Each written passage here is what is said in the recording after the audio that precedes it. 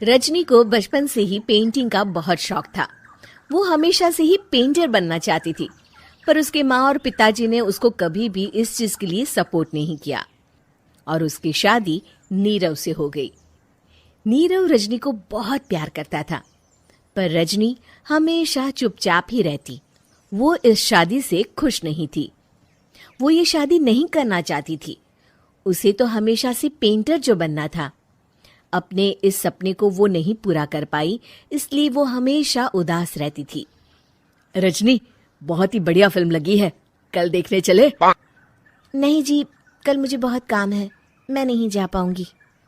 अच्छा तो कोई बात नहीं, संडे को चलते हैं। देखिए, मुझे फिल्म देखना पसंद नहीं है। आपको जाना है तो चले जाइए। नीरव को मना करके रजनी वहां से चली जाती है और अपने बैग को खोलकर उसमें बंद पड़े ब्रश और कलर्स को देखकर रोने लगती है। रजनी, चलो ना कहीं बाहर खाने चलते हैं, कुछ तुम्हारी पसंद का। जी, मुझे नहीं जाना, मेरी तबीयत ठीक नहीं है।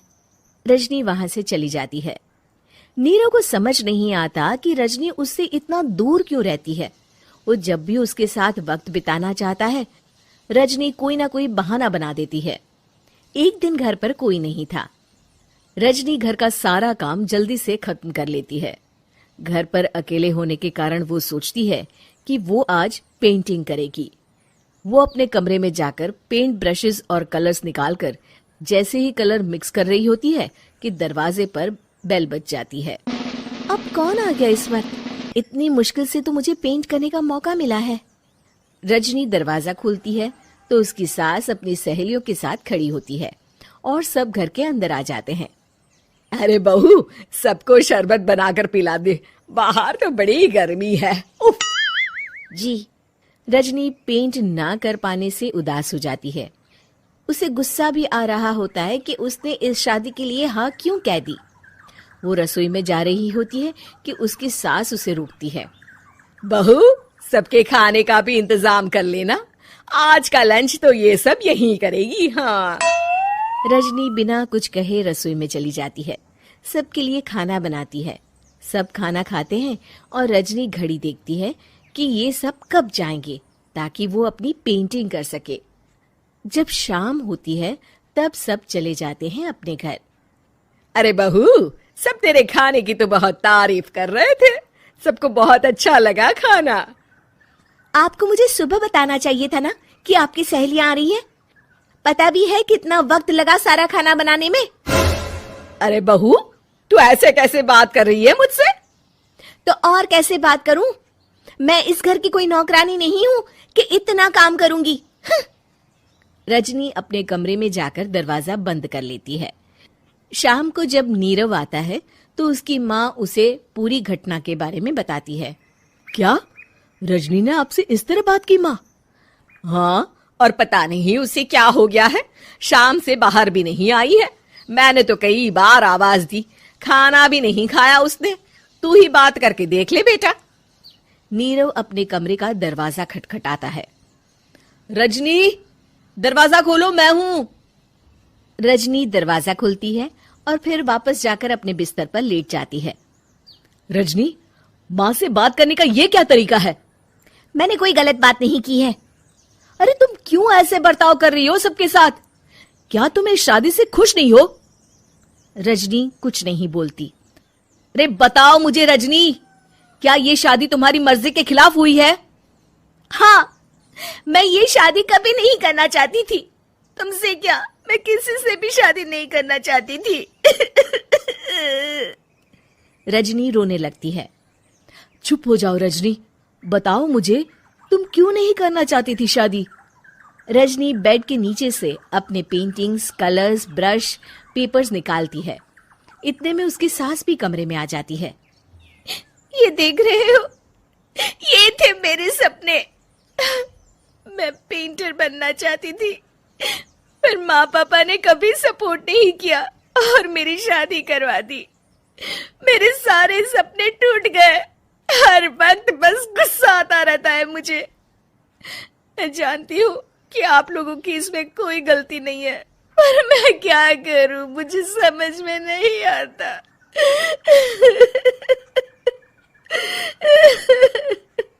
रजनी फूट फूट कर रोने लगती है। मुझे माफ कर दीजिए, आप दोनों के साथ मैं बहुत बुरा बर्ताव कर रही हूँ। अरे रजनी बेटा, चुप हो जाओ तुम। नीरव पानी लेकर आता है। ये लो पानी पियो और शांत हो जाओ। रजनी पानी पीती है और उसकी सास पेंटिंग्स देख रही होती है। अरे नीरव, हमें तो पता ही नहीं था कि हमारी बहू कलाकार है। अरे कितनी अच्छी पेंटिंग्स बनाई है, देखो तो। ये वाली तो मैं अपने कमरे में ले जाऊंगी। आपको ये पेंटिंग्स अच्छी लगी? अच्छी नहीं, बहुत अच्छी लगी। और तुमने हमें बताया क्यों नहीं? तुम जब चाहे पेंटिंग कर सकती हो रजनी। हम तुम्हारे सपनों को पूरा करने में तुम्हारा पूरा साथ देंगे। हाँ बेटा, हम कला की कद्र करते हैं। हम कलाकार तो नहीं, पर मुझे गर्व है कि मेरी बहू एक कलाकार है। रजनी, नीरव और सास तीनों हंस पड़ते हैं। कामचोर बहू। कांता बहन की 2 बहुएं थी, बड़ी कल्पना और छोटी प्रिया। कल्पना का जैसा नाम वैसा ही काम। सारा दिन कल्पनाओं में रहती, ना कोई काम करती ना कोई धाम। अरे कल्पना बहू, जरा अच्छी सी चटनी पीस दे, आज कुछ मजेदार खाने का मन है। पेट में जलन हो जाएगी माँ जी बुढ़ापे में, और वैसे भी मेरा काम करने का वक्त शाम का है। अब प्रिया को ही बोल दो। इतना कहकर कल्पना वहां से चली जाती है। कांता कल्पना के ऐसे रवैये से काफी परेशान रहती हैं। मैं बना देती हूँ माँ चटनी। ऐसा बोलकर प्रिया माँ को चटनी बनाकर प्लेट में खाने को देती है कि तभी वहां कल्पना आ जाती है। अरे वाह चटनी, जरा चक्कर तो देखूं, बड़े दिन हो गए। अरे नहीं बहू, तू तो रहने ही दे चटनी खाना, पेट में जलन हो जाएगी।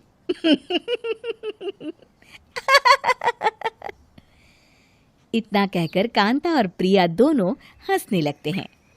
कल्पना सारा दिन या तो मोबाइल में यूट्यूब देखती या फिर सोती रहती। उसका कमरा भी बिखरा और गंदा रहता।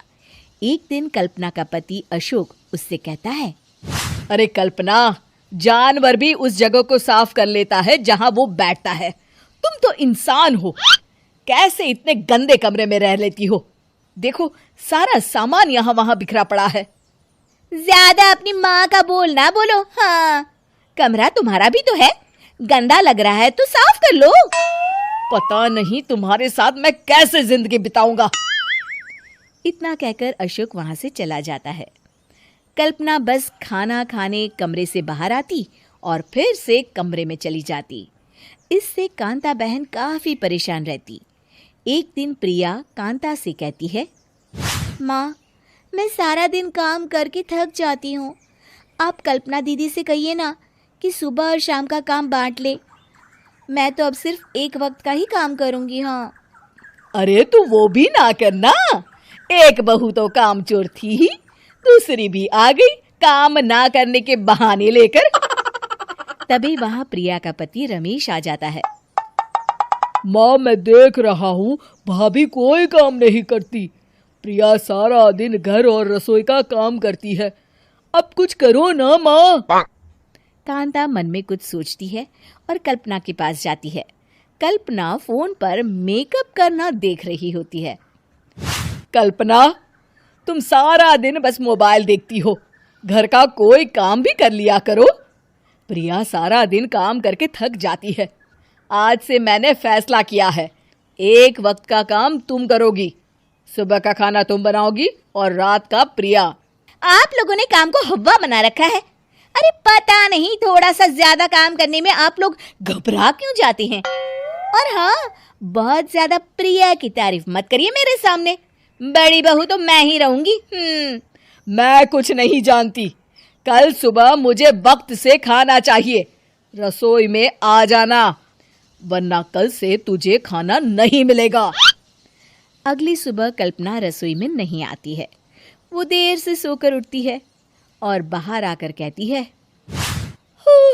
अरे भूख लगी है, आज खाने में क्या है? इतनी देर हो गई, आज किसी ने मुझे उठाया भी नहीं।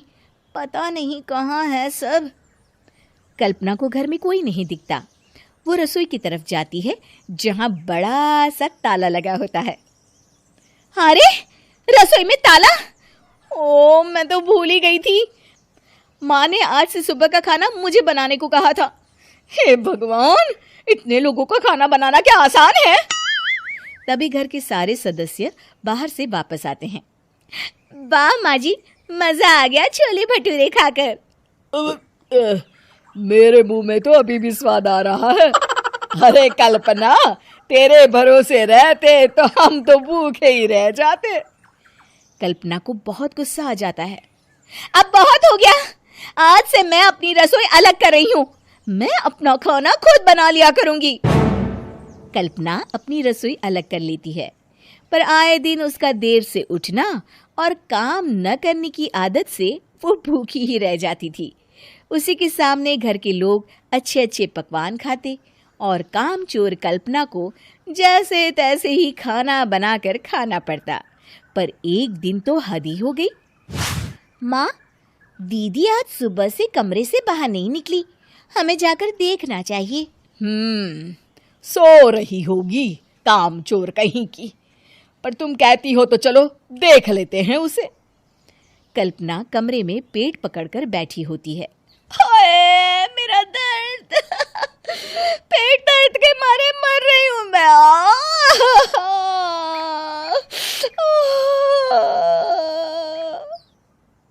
अरे दीदी, क्या हुआ? पेट में दर्द क्यों हो रहा है? डॉक्टर को दिखाया आपने? माँ! कल्पना खड़ी होती है और माँ जी के पास आती है। मुझे माफ कर दीजिए, अब से मैं सारे काम में मदद करूंगी, कभी आलस और काम चोरी नहीं करूंगी। हाँ हाँ, वो तो ठीक है, लेकिन अचानक क्या हो गया जो तू काम करने को तैयार हो गई? कामचोर कल्पना। माँ, लगातार बासी और उल्टा पुल्टा खाना खाने के कारण मेरे पेट में इन्फेक्शन हो गया है। काम न करना पड़े इसलिए मैं 2 दिन का खाना एक दिन ही बना लेती थी। बासी और खराब खाना खाने के कारण लेने के देने पड़ गए। पेट में दर्द हो रहा है। चलो अच्छा हुआ, देर आए दुरुस्त आए।